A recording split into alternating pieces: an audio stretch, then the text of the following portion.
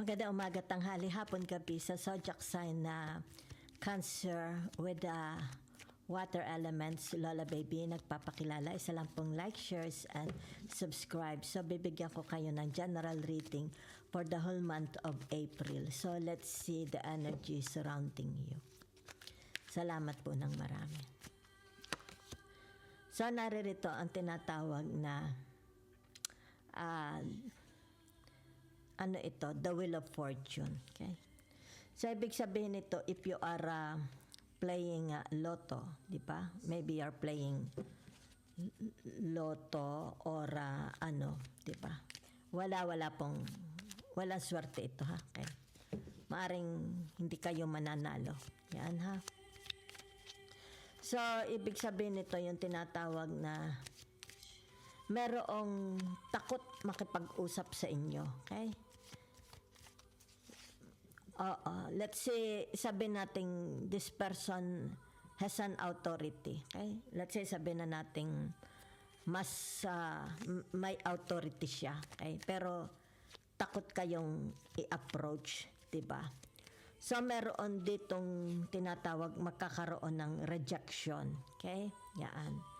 So, ito yung tinatawag na merong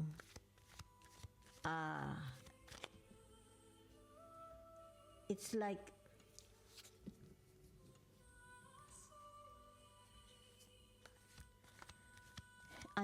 cycles. Okay? Yun lang nakikita ko, cycles. Kasi ito'y paikot. Okay? Maybe the past is magbabalik. So, naririto ang tinatawag na 2, 4, 6, 7. Okay? The 7 of Pentacles. Okay? So, ibig sabihin itong the 7 of Pentacles na ito, it's about beauty, your beauty. Are you investing? It's like nag-i-invest kayo. Maybe you are investing, halimbawa sa pagpapaganda ng skin, di ba? Investing pagpapaganda ng mukha, ng ilong, di ba? It's more about investing. It's like kailangan mong mag-invest dahil itong outside appearance mo, yan ang tinatawag na nakaharap, di ba? Let's say to your clients, to your kung ano man ito, di ba? It's like investing about your outside appearance. Nakikita ko, ha? So, naririto 369, the 9 of Cups. Okay? So, ibig sabihin ng the 9 of Cups na ito is about someone is, narito yung tinatawag happiness hater. Diba? Yan. Meron din dito yung tinatawag na papansin. Diba? It's like mahilig siyang magpapansin. Okay? Yun lang ang nakikita ko. The 9 of Cups. Yan. Nagpapapansin siya. Bawa nagpapapansin sa asawa. Nagpapapansin sa mga... It's like kung ano man meron sila, di ba? Kumbaga dito yung tinatawag parang pinaparade nila. It's like sabihin natin, hoy, ako is my Louis Vuitton, di ba? Kumbaga dito ipinaparade niya, di ba? So, it's like papansin. Yan, halimbawa, I have a new car, papansin. Okay? So, narito ang tinatawag the 2 of Swords. So, ibig sabihin ng the 2 of Swords na ito is, kasi narito, yan ha, yan, a failure, marriage failure, o kaya tinatawag na, ano tawag dito?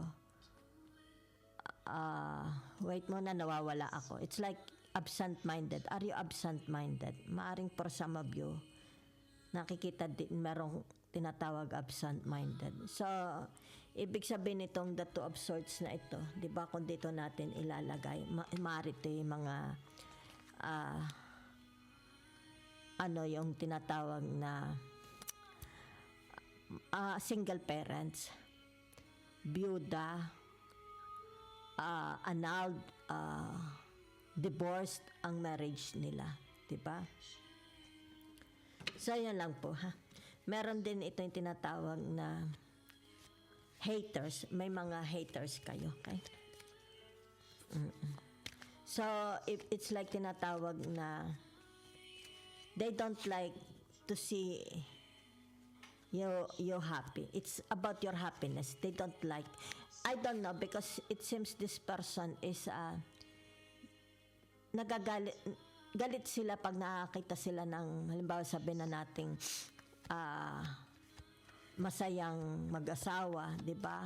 Yan. It's like a soulmate na mag-asawa. They don't like to see that. It's like they hate, okay? Whenever they see, halimbawa mga naglalambingang asawa. Yan lang ang nakikita ko, ha? So, next. Narito ang tinatawag na the Three of Wands, okay? So, ibig sabihin ng the Three of Wands is it's more about meron sa inyong kung kayo'y tataya, okay? Kung kayo'y tataya sa mga loto, wala naman pong problema, okay? It's like, halimbawa susugal, baka magkakasino, okay? Dito, yan ha. Dito kasi. Dito yan ha. It's like kakasino, mahjong, whatever. Because narito, okay? Baka matalo, okay? Wag po ha. Pwede naman tumaya sa loto pero hindi. Wag, hindi kayo, wala swerte. It's like, hindi kayo siya swertehin. So if you have a tendency na mag-casino, wag pong masyado ha. Baka maubos ang pera. Hindi mananalo, okay? So naririto ang the Seven of Wands, okay? So ibig sabihin ng the Seven of Wands is more about somebody, okay? Somebody is takot. It's like nabubulol sila pag nakikita kayo. Yan na. Pwede rin kayo, 'di ba? It's either way. So ina-express lang dito, okay? The Seven of Wands. Yung tinatawag na they want this person, okay? Maybe meron kayo admirer. It's like meron silang crush, okay? Meron silang nagugustuhang tao. Pero kumbaga dito they cannot yung tinatawag masabi, 'di ba? Nabubulol, baka pagka nakikita nabubulol. Yan ha. So ito yung tinatawag na someone is saying na if ever, 'di ba? Yan. Umaasa sila na magkakabalikan sila or sabihin na natin kasi may nakikita ko, I hope you'll wait for me. Yan ha. Siguro ito'y aalis, di ba? Hindi ko alam. Kasi meron ditong tinatawag na hindi nagkaroon ng success, di ba? So whatever is this, maybe they are still hoping, di ba, na babalikan sila. Okay? Yan, babalikan sila. Yan. Yun ha. So, let's see. Narito ang amorous. Yan. Meron dito very, very amorous. Yan ha. Amorous love. Yan ha. Kasi dito, very, very amorous. Okay? It's like fantasizing this person. This person, they are fantasizing this person. Diba? So, ibig sabihin, this person na, hindi ko alam kung kayo or sila, yung kanya tinatawag na marriage relationship is very, very chaotic. Okay? So, this person is tinatawag na fantasizing. Okay? Maybe they are fantasizing you or kayo, you are fantasizing to have them, diba? So, naririto ang tinatawag na the Page of Cups, diba? Okay? So, the Page of Cups is more about, it's like this person, magkakaroon siya ng courage, okay? Manifesting nakikita ko, ha? nag-aano lang siya, nag-iipon lang siya ng courage, okay? To express their tinatawag love, okay? Yan. Ibig sabihin nito yung tinatawag na they want a relationship. Yan ha. I don't know kung ikaw ito, yung tinatawag na courage, nag-iipon lang ng courage, 'di ba? Para i-express itong pag-ibig or maaring somebody nag-iipon siya ng courage para i-express ang love niya sa inyo or either ang tinatawag either the other way round, 'di ba? 'Yan lang ang nakikita ko. So, let's see, okay?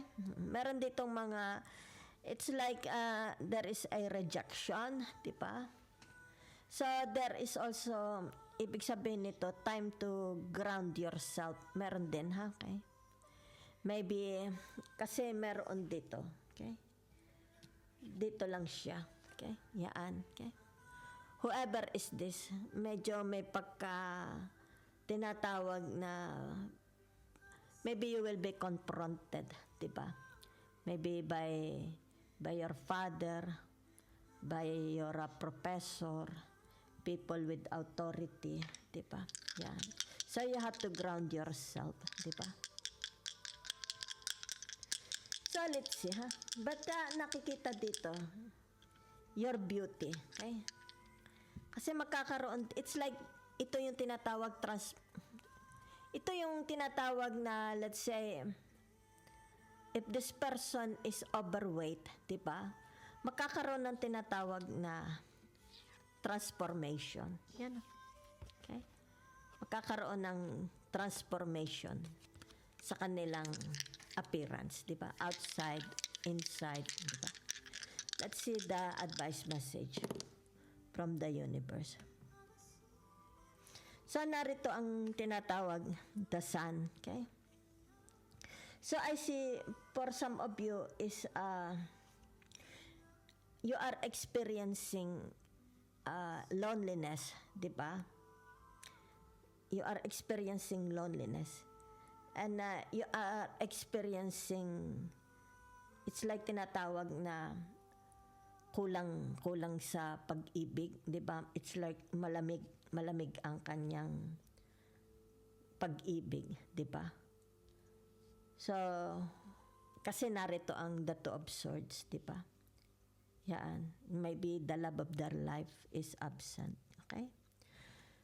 So, narito rin yung tinatawag na the Aquarius. Yan, the Aquarius sign, okay? So, ibig sabihin ng the Aquarius sign is more about the sun and the Aquarius, whatever is this, di ba? In the month of April, magkakaroon ng tinatawag provision, di ba? Abundance, gains, more gains, di ba? Yan. So, ito yung tinatawag, it has something to do about relationship to others, maybe a business, networking, family, di ba? Investment, di ba? Okay? So, ano itong last, sa number 7. So, it has something to do about the relationship. Kasi merong number 7. It's not number 7, it's number 1, okay?